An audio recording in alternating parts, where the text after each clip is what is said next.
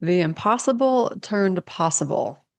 Welcome to Unshakable Brain. I'm your host, Dr. Kylie, and my mission is simple to help you grow a brain that's stronger, sharper, and unshakable in every part of your life. Each week, we explore the science, stories, and strategies to make that happen. This episode is brought to you by Dr. Rewire's Brain DNA Test. Find out more at unshakablebrain.ai. All right, let's dive in. Today, our special guest is Peter Giblin, and we're going to talk about the Enthos protocol, ENTHOS protocol.com is where you'll learn more about him. But first, he's got some interesting stories, not just about his own mental and brain and post-concussion recovery, but also some science connected with the spiritual. So, Peter, welcome aboard. Well, thanks for having me. Are you outside for reals? I mean, you guys can't see this in the video, but he's like, you're out in the Arizona desert? I'm in the high altitude desert outside Prescott, northern Arizona. That is Southern correct. Arizona. Okay, It's a I beautiful. like it. Thank you. All right, Peter, let's go into a little bit about your story first. And you mentioned off air how you had a concussion at 15, a pretty bad one. And that's kind of led you down this world of not just physically healing your brain, but the spiritual healing as well. Yeah, absolutely. I mean, we're all here as our own experiment, right? We're protagonists in our own movie. We're all unique. We're all here to learn certain things. My experience was I was very lucky. I grew up in a in a privileged background in Europe to American and Venezuelan parents. Fantastic traditional education. I was probably on a path to go into something like banking or the law. I went to a school that pretty much invented capitalism and imperialism in the UK and did very well in school. And when I was 15, I hit my head very, very hard in a ski accident. And this was 40 years ago.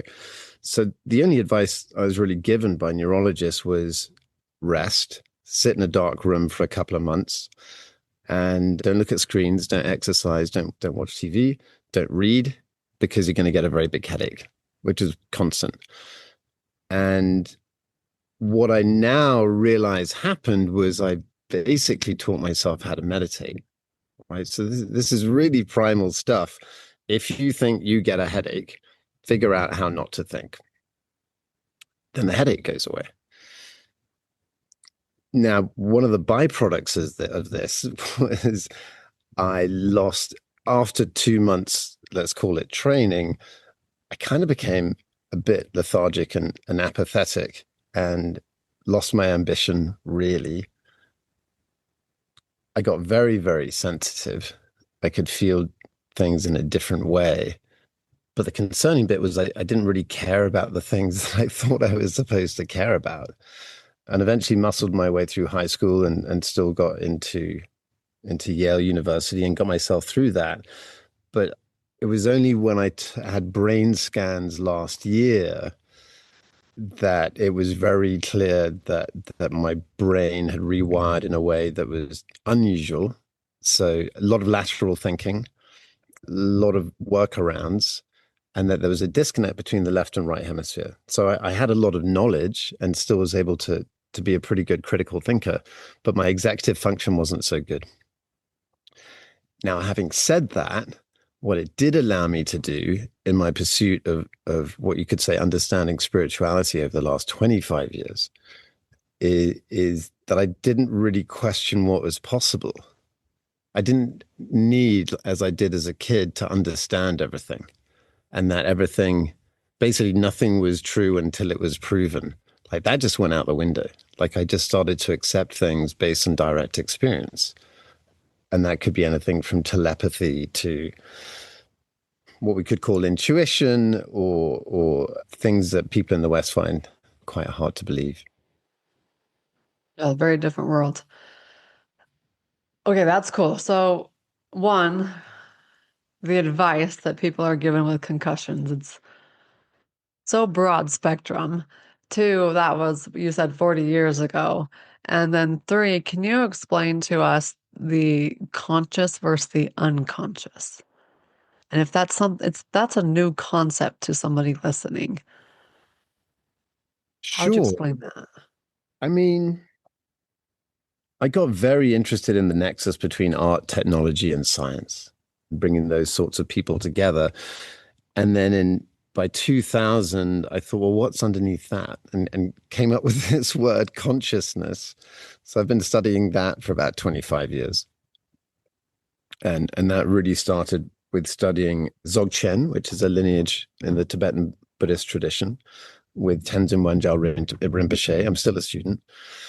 And what became clear there was, and this is not controversial, is 90%, I mean, pick a number really, of our behavior, everyday behavior is driven by our own programming, right? Our own code, our own software, which we call the subconscious. And there are traditions around the world which teach you how to access your own subconscious so you can start rewiring it, right? We aren't born the way we are, and then, it's the nature versus nurture argument. And those are the cards you're dealt with, and that's the way you are. It turns out that's not true. That's what you start, that's the hand you get given to start with, and then you play the game the rest of your life. And it turns out that you can reprogram yourself. You can let go of limiting beliefs. You can access different frequencies. You can learn through mindfulness. There's a catch-all phrase for learning how to manage your thoughts. And you start to realize, I mean, a kind of a devastating moment for me was probably through Tenzin, was understanding, most people understand that we have to be very careful of our actions, right? A certain action can lead to a fight. You probably don't want to fight, but maybe through anger or something, you throw a punch. That can have Actions consequences. have consequences, and I think what you're alluding to is so do your thoughts. Ah, so Yeah. actually, then it's like words. Oh, I've got to be mindful of my words. But the scary thing was you got to be mindful of your thoughts, right? So a lot of people do manifest, training how to manifest. We're all manifesting all the time. And then when this was my spiritual father, Methra Tumrabenga, he's very clear, be very careful about your thoughts. Having a negative thought about someone has an impact. And once I understood that, I'm like, how do I stop thinking? Like, this is terrible. I'm making a mess. But again, it's all through direct experience, right? So we're running experiments on ourselves. It's all A/B testing. It's not woo-woo. You run tests and then see what is true and what isn't true. I'm not sure if that answered the question at all, but that's what I've been thinking about. Yeah. So you talked about how we have the choice for actions. We have a choice for what comes out of our mouth. We also have a choice with the thoughts processes in our minds, and then conscious versus subconscious. Yes, so you can access I've your subconscious in a way where you can start to understand who you really are.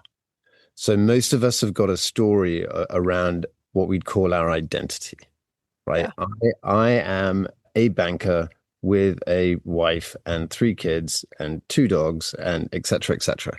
That's not actually who you are, right? Those are the accoutrements. And a lot of people, when they lose their job or they lose their partner or something awful happens, they're all over the place because they don't know who they are. But you can go into the subconscious and see very clearly the distinction between who you think you are, who you think you're supposed to be, and you're aiming for, and that may be partly defined by your culture, your parents' expectations, the people you respect, the media you consume, and who you really are. You could call that your essential nature. And the game it would seem to me is to try and get into alignment with really who you are. And that can translate as, what your purpose is. Your mission on this podcast is beautiful and it's very, very clear. And you're passionate about it. And you align your life to furthering that mission. I feel like I'm aligning. It's a work in Yeah. progress. Well, you could argue that, for our entire lives, we are aligning. Yeah. Right? And It's when you talk about going through like this awakening, this identity shift, this who am I, like I'm going through that too because of all these shifts that have occurred in my life over the last year. And like I'm at a point where I have an 8-year-old, a 5-year-old, and a 2-year-old, and I'm not having any more kids. So that in and of itself is a shift where I don't need it. I don't have newborns. Like next year, Chloe will start into preschool, and then I'll have an empty house for a few hours a week. Like that's all an identity shift as I'm experiencing in life as well as in business. And I think it's important to recognize that as we shift through different aspects of our life. But at the core, who are we? At the core, like I am a child of God, that doesn't change. Whatever your I am statement kind of thing, whether it be God or divine or whoever. But for me, it's God. And I think that's something we can recognize, no matter male or female, what age we are, but allowing the shifts and the identities to shift during those changes of life. And it sounds like you've had a couple significant changes and shifts that have helped frame and create who you have become. Would you like to tell us about one or two or three of them? uh sure. I mean, I was thinking about this before we got online, and so I thought I hadn't thought about this for a little bit. My brother, when he was 4, he's 5 years younger than me, fell out of a building. Oh gosh. He fell off a 7-story balcony. Oh, And just to cut to the chase, he had a hairline fracture of the little toe. He was fine. It freaked what? everybody out. He bounced on an aluminum awning that was covering the first floor, bounced up in the air, and then hit the awning the second time hard enough so you can imagine how high he went in the air, and punched a hole through it. Landed on a tiny carpet on a marble patio. Stood up and knocked on the window of the people whose apartment it was, as if they hadn't heard, 2 bombs go off outside. So that in itself is weird. What was significant for me is when I realized when my mum said, go get your brother for breakfast, and I looked out the window and saw people pointing straight at me and then down at the ground. I knew exactly what had happened. I knew he was fine. Now that's completely irrational. I was I was probably 9 years old, but I was absolutely convinced.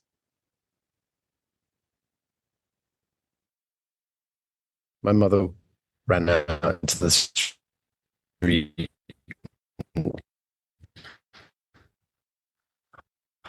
hospital.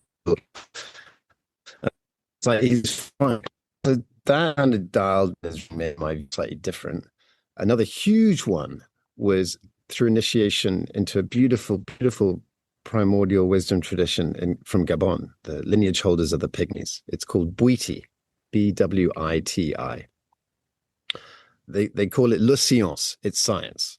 So in the West, we might think it's kind of woo-woo, but actually it's science. It's just A/B testing.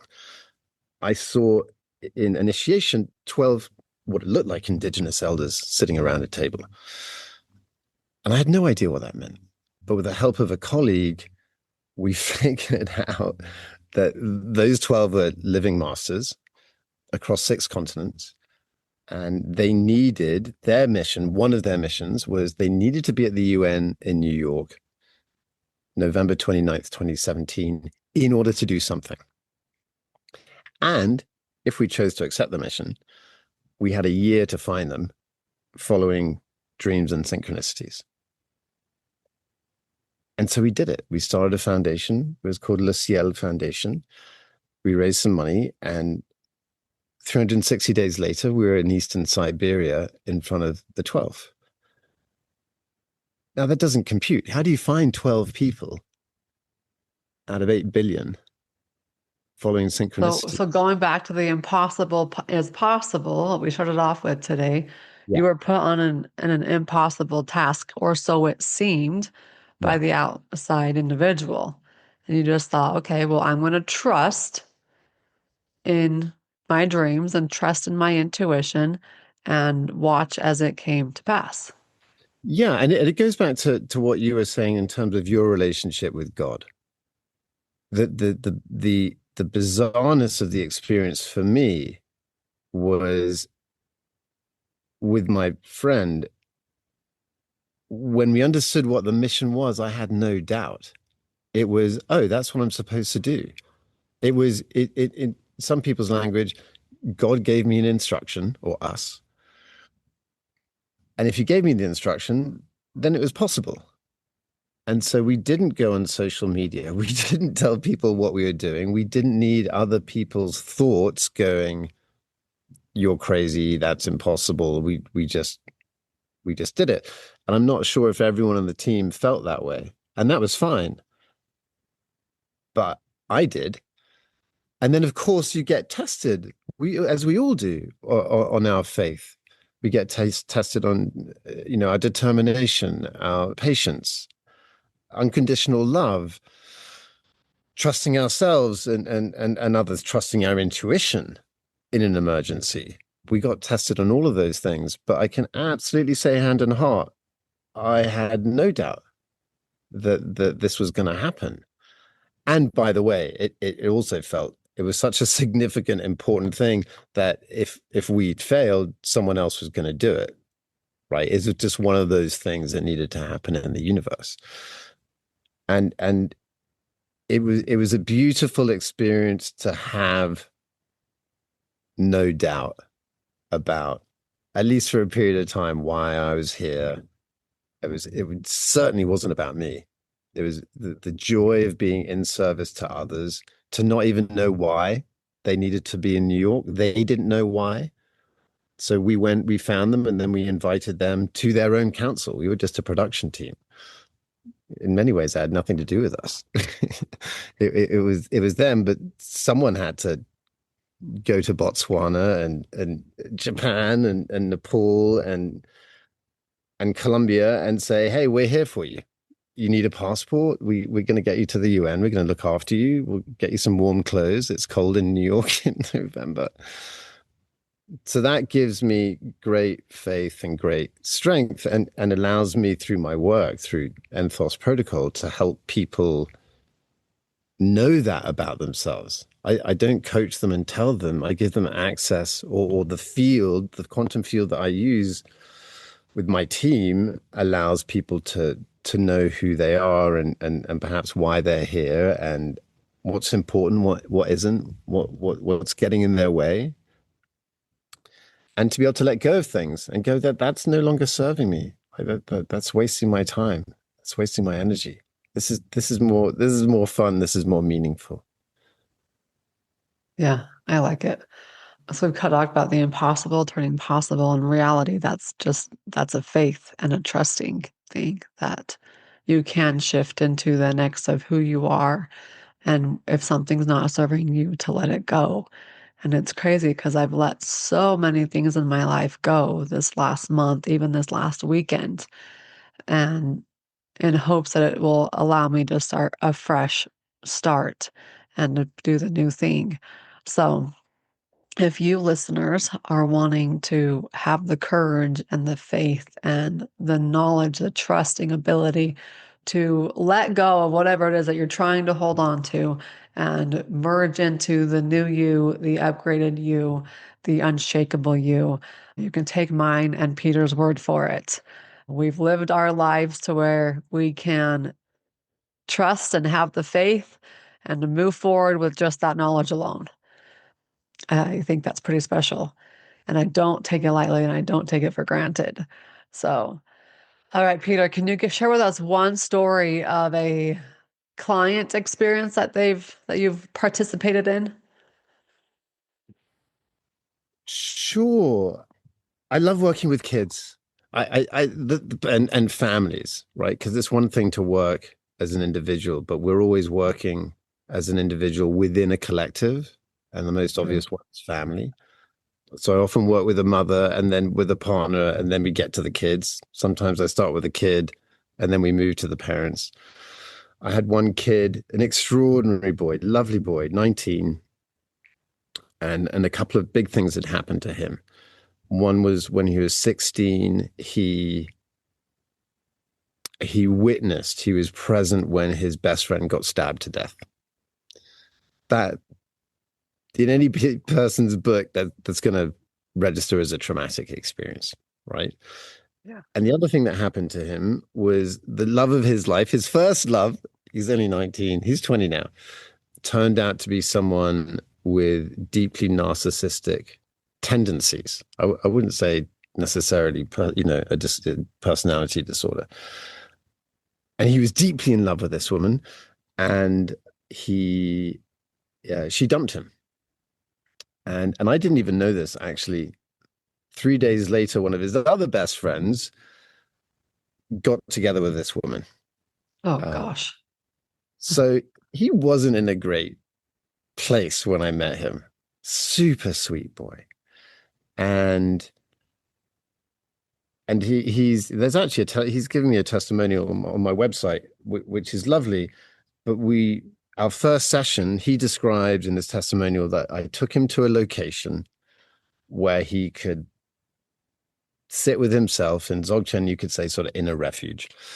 And he got to a space, and I said, I've got a sense someone's there. Who's there?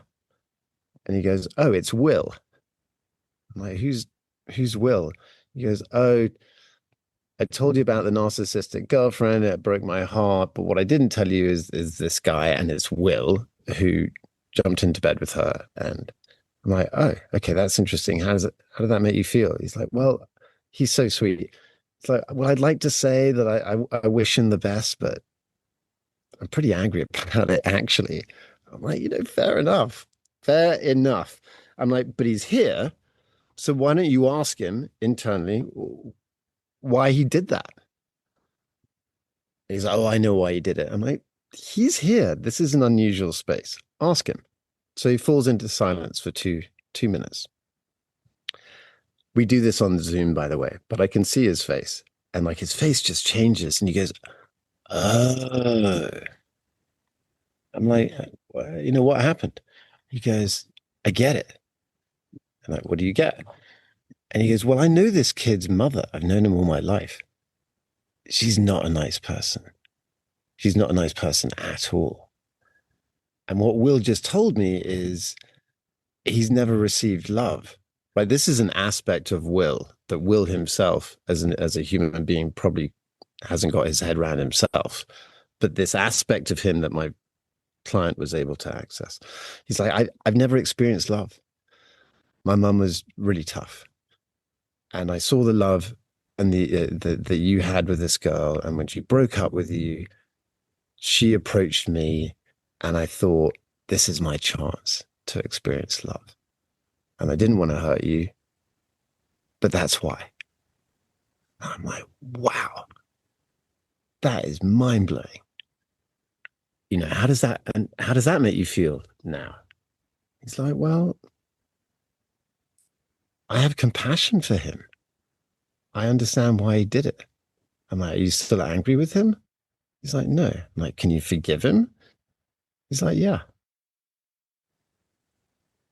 It completely shifted because you can imagine the amount of energy and thought processing that this 19-year-old was dedicating kind of against his will to hating on this guy instead of anything else he could be doing. And then within minutes, understand not only being able to forgive this kid, but to have compassion as a method to have gone through this experience as a necessary experience in order to grow his ability to cultivate compassion, which someone like the Dalai Lama would argue is pretty way up there with the most important thing any human can do. That kind of experience sort of moves me to tears. And that kid is thriving.